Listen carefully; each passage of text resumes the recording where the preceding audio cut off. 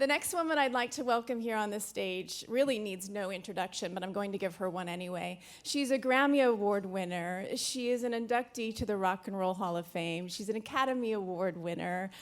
I also think she had a very, David Letterman, I think, had a very soft spot in his heart for this woman. And when you get to know her here this afternoon, you'll understand why. Miss Darlene Love.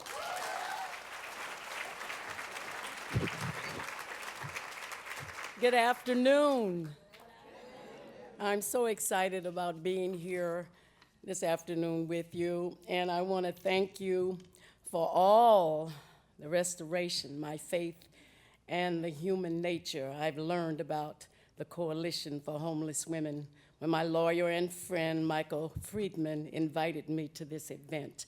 I felt an instant kinship experience and thought, yes, finally, there is hope for those who have fallen on hard times. Hope to get up and fight again. This year, I turned 75 years old.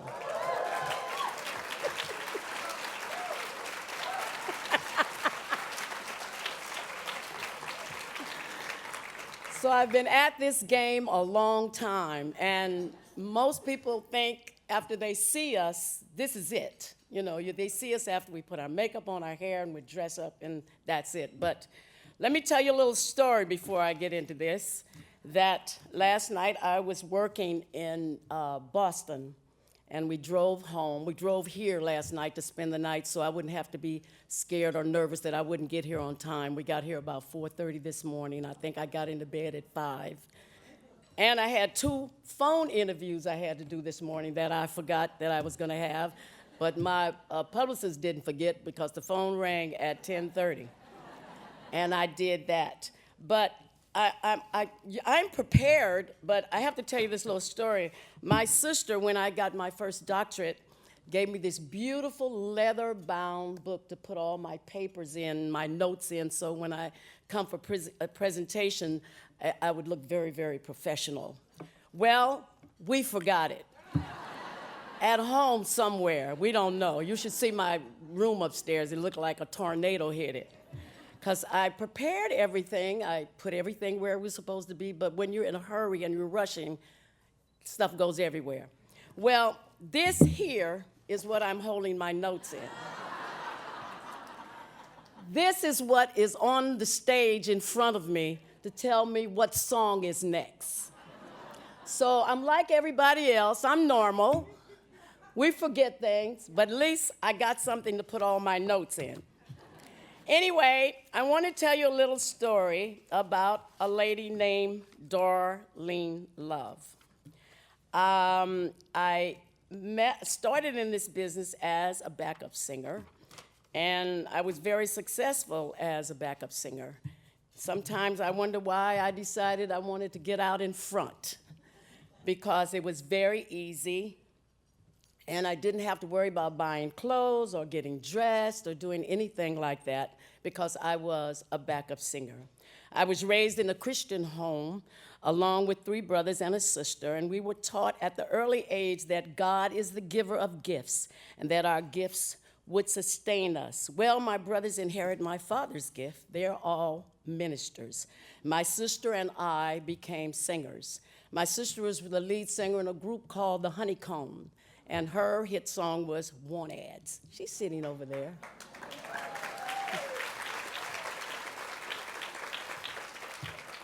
Now, the joke is secular music was not allowed in my house. They call that the devil's music. And we were not allowed to sing it or play records. But our friends had secular music, and we went over to their houses and listened to all the records we want. And that's how I became a background singer, mostly. We were living in Texas for a while, and then we moved back to California, where my father acquired another church, and he was the bishop of the state of California for our organization, Churches of Our Lord Jesus Christ, which is actually, the headquarters is right here in New York City.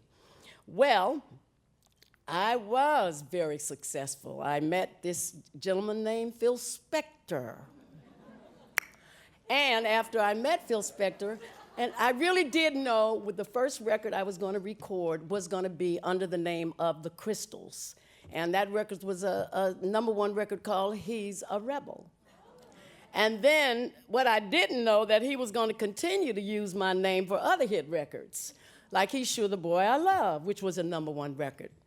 Well, things got a little testy with me and Phil Spector, because I figured I did it once and I knew I was going to do it, and he actually paid me very well to do it, but I didn't know all the next records were going to be under other names like Bobby Sox and the Blue Jeans, the Crystals, the Righteous Brothers, Be My Baby, the Ronettes, thank you very much, the Ronettes. Anyway, after a long time of working and doing background session for so many years, I was on the road with people like Tom Jones, Elvis Presley, Dionne Warwick, Sam Cooke, Luther Vandross, Aretha Franklin, the Beach Boys, the Righteous Brothers, and that was very lucrative. But what happened, I went out on the road with Dionne Warwick for 10 years, and while with her, the background sessions kind of dried up. The British invasion happened, and what they did, they brought their own singers and their own musicians with them. So there was no work for me to do. I decided at the age of 40, I was going to start my solo career, which I thought, hey, this, no job, this should be no problem. I've been singing with so many wonderful people, there would be no problem in me getting work. Well, the problem was the hits were under the name of the Crystals, and I refused to be a Crystal because I was not one of the Crystals. So it was hard for me to get work because all the producers want to know is that you can put butts in the seats. When you perform, they want to know, can you fill up a house? Will 1,000 people come see you? Will 300 people come and see you? Well, no, not at that time, because they didn't know who Darlene Love was. Well, times got very hard for me. I had 3 sons.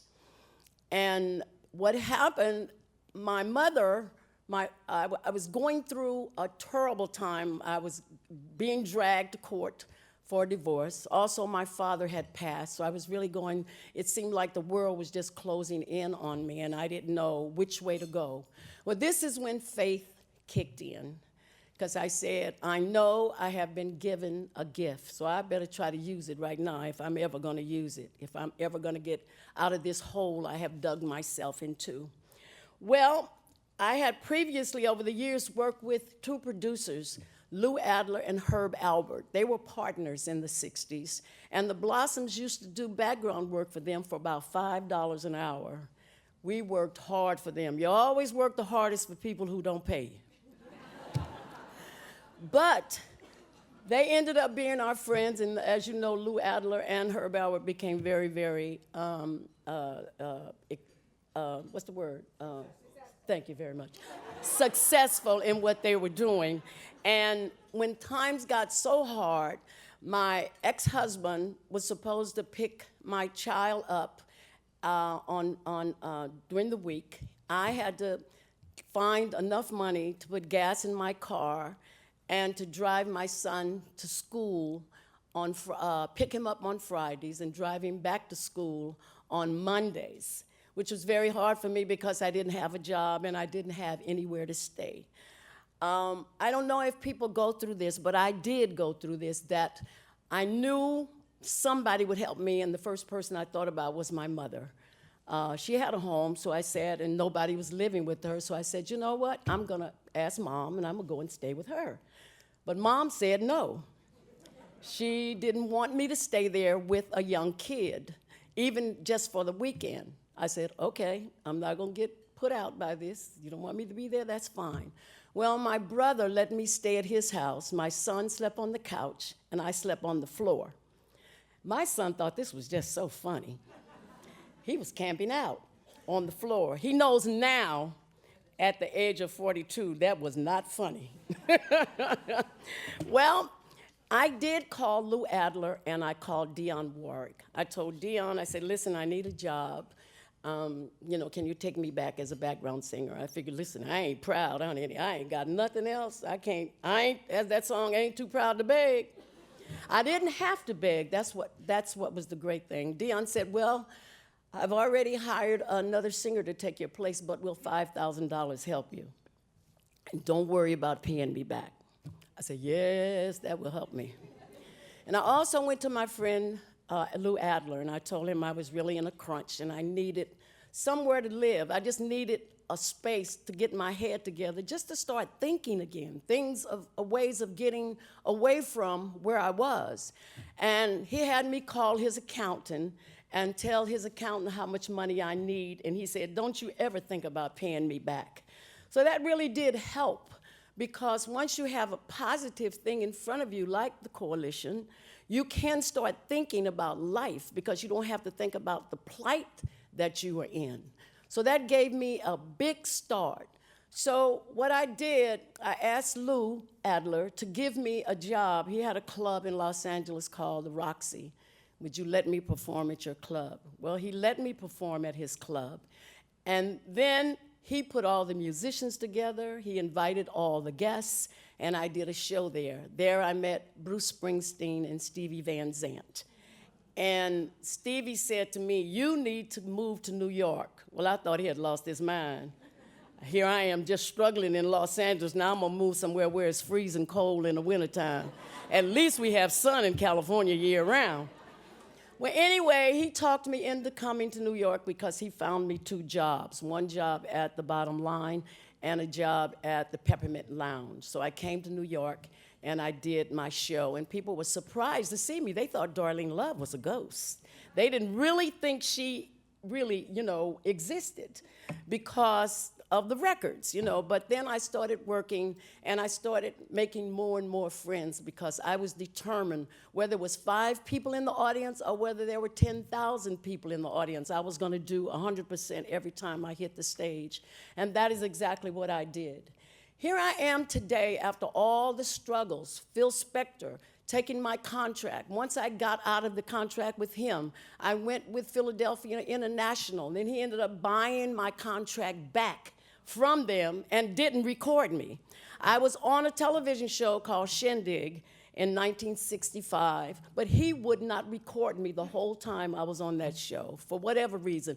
People ask me today, what was it? I say, I haven't got a clue why he treated me the way he did. But even when I moved to New York and started doing the David Letterman show, Phil Spector called the network and told them, Darlene Love is not allowed to sing that song.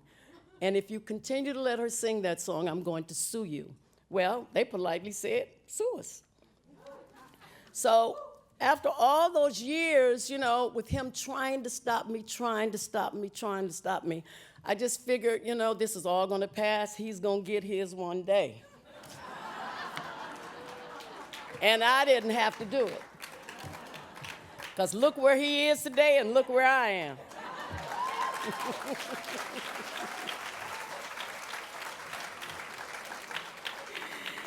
I am so thankful to God. Even when my girlfriend had a cleaners, she let me work in her cleaners a couple of hours a day. I went door to door canvassing to do day work, cleaning houses. I didn't care what I had to do. I just had to do something. I couldn't just sit around and have a pity party. Well, at that time, all my clothes and all my worldly possessions was in my car, packed up to the roof. All my clothes, everything, they were in the car. Now it just happened to be a Mercedes. Now the funny thing about it, once I got day work, I could not park that car in front of that lady's house. So I would park at the bottom of the hill and walk up to her house. They would not have understood their maid having a Mercedes. But it was paid for. What was I gonna do? Well, unfortunately, one day it was really raining, and she said, well, Miss Pete, I can take you down to the bus stop. I said, no, that's okay. It's all right, I can walk down. She said, no, I insist. She took me down to the bus stop, and I had to wait till she got way out of the way so I could get in my car and drive home. Well, those are wonderful things that has happened, but we live through it. And I just say to the coalition, I'm so proud to be a part of it. I've always wanted to be and do something that I feel that I can put my work in for somebody or something. And this coalition is something I will be a part of. And I thank you all so very much for having me be a part of this.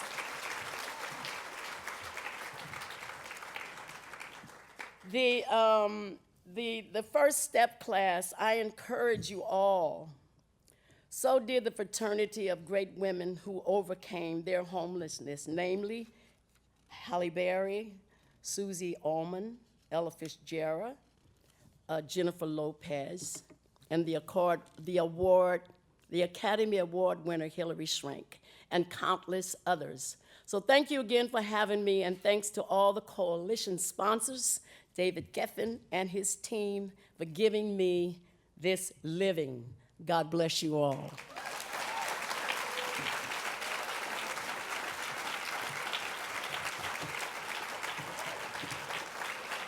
How can I say thanks for all the things you've done for me? Things so undeserved, and yet you came to give your life for me. The voices of a million angels could not express my gratitude. All that I have and ever hope to be, I owe it all to thee. To God be the glory. To God be the glory.